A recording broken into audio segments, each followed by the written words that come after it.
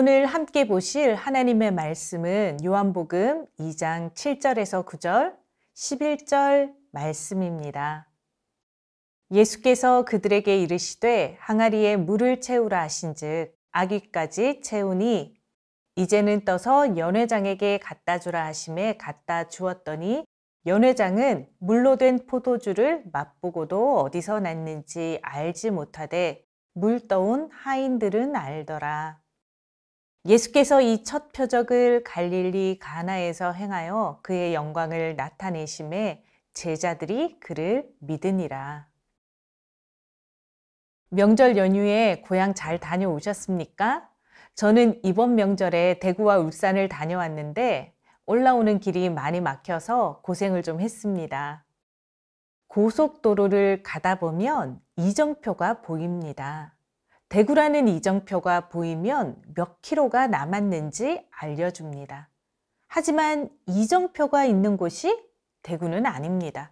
대구로 가는 길이 맞다는 것을 알려주는 사인이 바로 이정표입니다. 오늘 우리가 읽은 본문에도 사인이라는 말이 나옵니다. 성경에는 사인이라는 말이 표적이라는 단어로 표현되어 있는데 요한복음 2장 11절입니다. 예수께서 이 첫 표적을 갈릴리 가나에서 행하여 그의 영광을 나타내심에 제자들이 그를 믿으니라. 예수께서 이 첫 표적, 사인을 갈릴리 가나에서 행하셨습니다. 우리가 너무 잘 아는 물이 바로 포도주로 바뀐 기적의 사건입니다. 요한은 미라클, 기적이라고 표현하지 않고 사인, 표적이라는 단어를 사용하고 있습니다. 요한은 단순히 결혼식에서 생긴 작은 해프닝을 예수님의 능력으로 해결해 준 기적, 미라클 정도가 아니라고 말하고 있는 것입니다. 표적은 이정표와 같은 것입니다. 기적 자체의 의미가 있는 것이 아니라 기적을 통해서 하나님이 말씀하고자 하는 목적이 따로 담겨 있다는 것입니다. 아직 대구가 아니라 대구로 가는 길이라는 것을 알려주는 사인이라는 것입니다. 포도주의 기적을 통해서 하나님이 우리에게 주시는 사인이 무엇인지 말씀을 통해서 발견하는 시간이 되었으면 좋겠습니다. 요한복음 2장 1절은 사흘째 되던 날이라고 시작하고 있습니다. 이 표현은 요한복음 1장에 나오는 사건, 안드레와 베드로, 빌립과 나다나엘을 제자로 부르신 것과 시간적으로 연결되어 있다는 것을 알 수 있습니다. 빌립과 나다나엘이 제자가 되고 나서 사흘째 되던 날, 부르신 제자들과 함께 공생의 첫 사역을 시작하신 곳이 갈릴리 가나였던 것입니다. 제자들을 부르시고 사흘째 되던 날 갈릴리 가나 혼인잔치에서 포도주의 기적을 통해서 사인을 보여주셨는데 하나님의 사인을 보여줄 대상은 바로 예수님의 제자들이었습니다. 다시 한번 11절 말씀을 읽어보겠습니다. 예수께서 이 첫 표적을 갈릴리 가나에서 행하여 그의 영광을 나타내심에 제자들이 그를 믿으니라. 예수님이 보여주신 기적을 보고 제자들이 예수님을 믿었다고 말씀하고 있습니다. 예수님의 제자들은 지금 예수님과 함께 다니기 시작한 지 3일밖에 되지 않았습니다. 예수님이 어떤 분이신지 아직 잘 모르는 상태였습니다. 제자들이 포도주의 기적을 보고 예수님의 어떤 부분을 믿게 된 것일까요? 지난주에 무화과 나무의 의미가 메시아의 때, 축복의 날을 의미한다고 말씀드렸던 것 기억하십니까? 포도나무도 같은 의미입니다.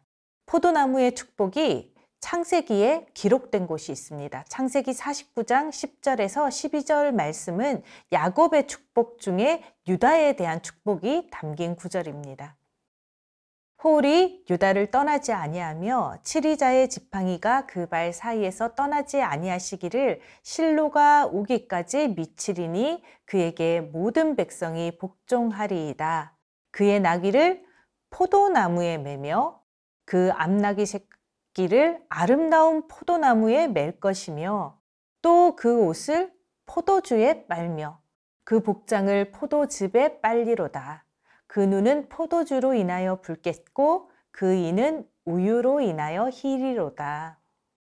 유다에 대한 축복은 모든 내용이 메시아에 대한 예언이었습니다. 이스라엘은 건기와 우기가 있습니다. 우기에 물을 모아두었다가 긴 건기에 그 물로 버티는 것입니다. 다시 우기가 오기까지 한두 달 전이면 저장한 물이 바닥이 드러날 때가 있는데, 그때 다시 우기가 오기 전까지 건기를 견딜 수 있게 해주는 생명수가 바로 포도주였습니다. 그런 의미에서 포도주는 유대인들에게는 생명을 주는 물입니다. 포도주를 만들며 옷이 포도즙으로 흠뻑 물든 상태를 포도주에 옷을 빨다라고 표현했고, 눈이 붉은 것은 포도즙 색깔이 비친 눈동자를 의미합니다. 이런 포도 농사가 너무 잘 되어서 포도즙 틀에 넣고 포도주를 만드는 축제와 같은 날을 묘사한 것이 야곱의 축복 중에 유다에게 하는 축복의 내용이었습니다. 이것이 바로 메시아의 날의 축복을 의미하는 것입니다. 성경 속에서는 메시아에 대한 예언에 계속해서 반복적으로 포도나무가 등장합니다.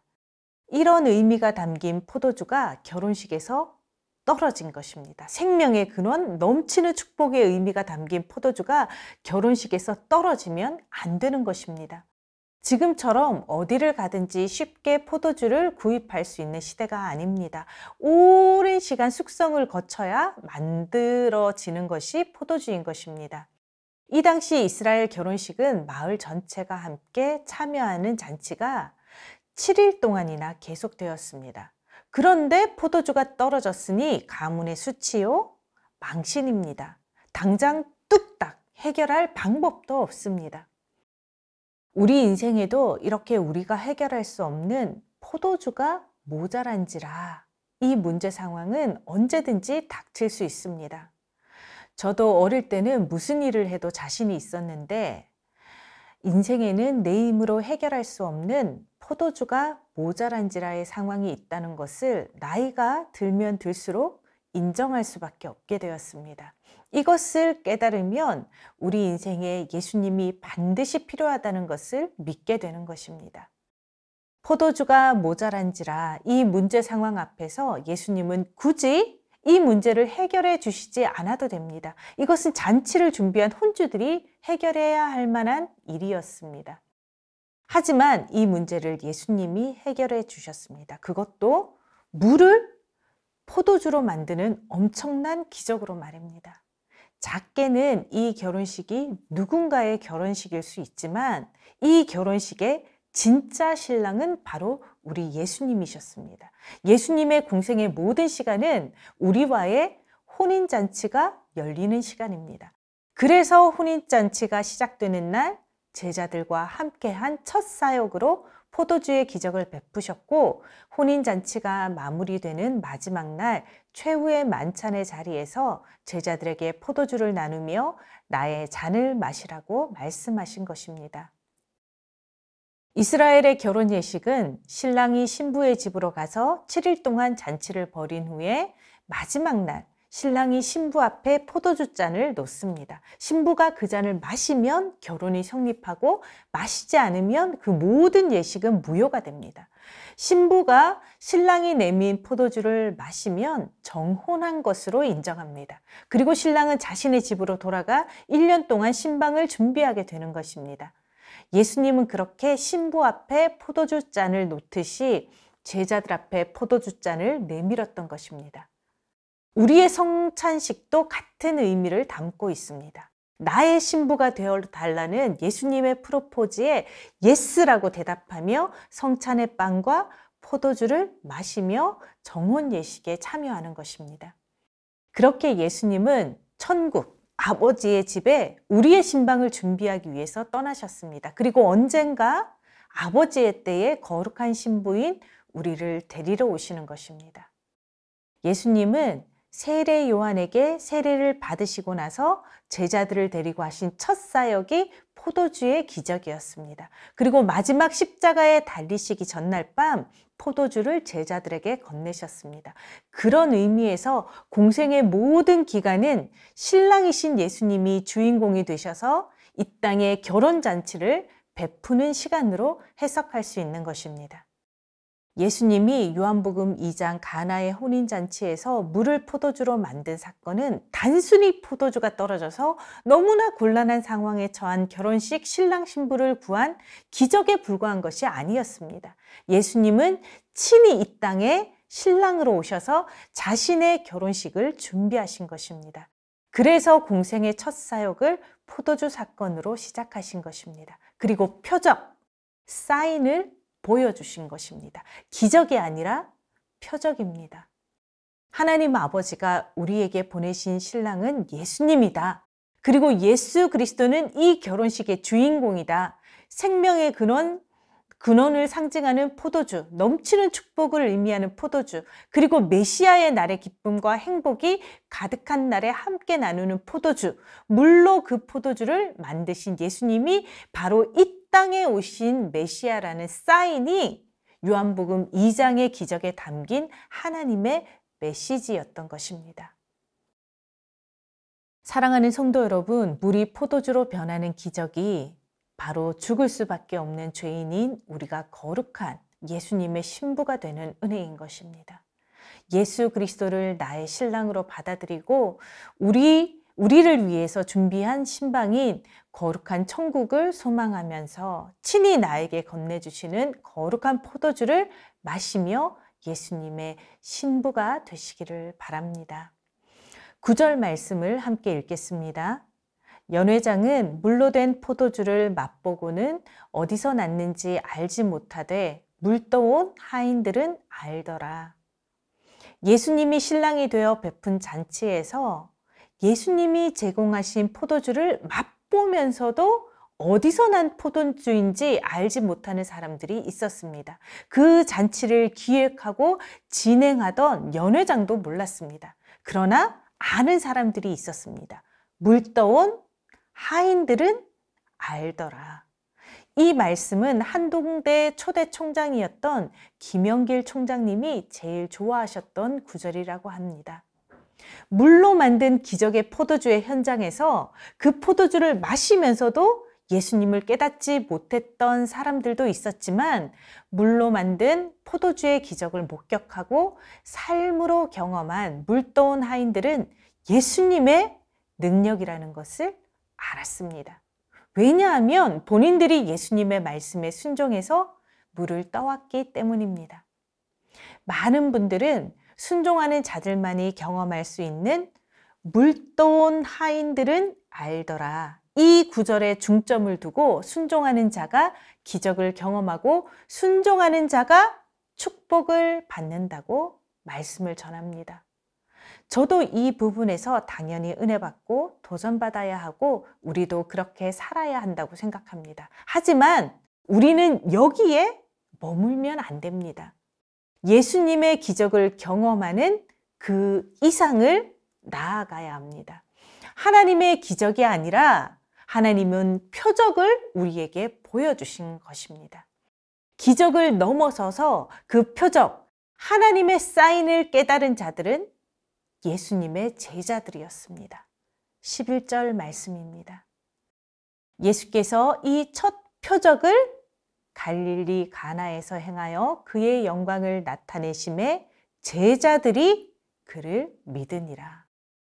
온 우주의 혼인잔치의 주인공, 우리의 신랑이신 예수님이 이 땅에 메시아로 오셔서 우리를 거룩한 신부로 부르고 계신다는 것을 깨달아야 합니다. 이 사실을 표적으로, 사인으로 보여주시며 메시아로 오신 그의 영광을 나타내실 때에 제자들은 그를 메시아로 믿었습니다. 우리 삶에 주시는 기적이 우리의 목적지가 아닙니다. 살아계신 하나님의 아들, 우리의 구원자 예수 그리스도, 우리의 영원한 신랑이신 예수님을 믿는 것이 우리의 목적지인 것입니다. 제자들만이 메시아이신 예수님을 가리키는 사인을 깨달았고 믿을 수 있었습니다. 사랑하는 영화부 부모님들, 우리 삶에 포도주가 모자란 수많은 문제들 앞에서 예수 그리스도께 나아가야만 합니다. 우리 삶에도 예수 그리스도만이 해결해 주실 수 있는 기적이 필요합니다. 하지만 이 땅에서의 문제를 해결하는 기적만을 구하는 믿음을 뛰어넘어서 예수님이 행하시는 모든 사역의 현장에 항상 함께하며 하나님께서 보여주시는 사인, 표적을 따라 참된 제자로 살아가는 영화부 가족들 되시기를 축복합니다. 이 시간 함께 축복 기도문을 읽으며 기도하겠습니다.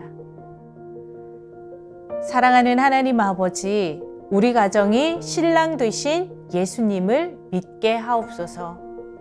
우리 자녀가 인생에 포도주가 모자란지라의 문제를 겪을 때에 예수님께 문제를 기도하여 하나님의 도우심과 공급하심을 받게 하옵소서. 우리 자녀가 물떠온 하인들만 알더라의 비밀을 깨닫게 하셔서 하나님 말씀 앞에 겸손히 순종할 때에 하나님의 기적과 축복을 경험하게 하옵소서. 우리 자녀가 하나님이 주시는 사인을 따라가는 제자가 되게 하시고 신랑 되신 예수님을 믿음으로 거룩한 주의 신부로 살아가게 하옵소서. 예수 그리스도의 이름으로 기도합니다. 아멘.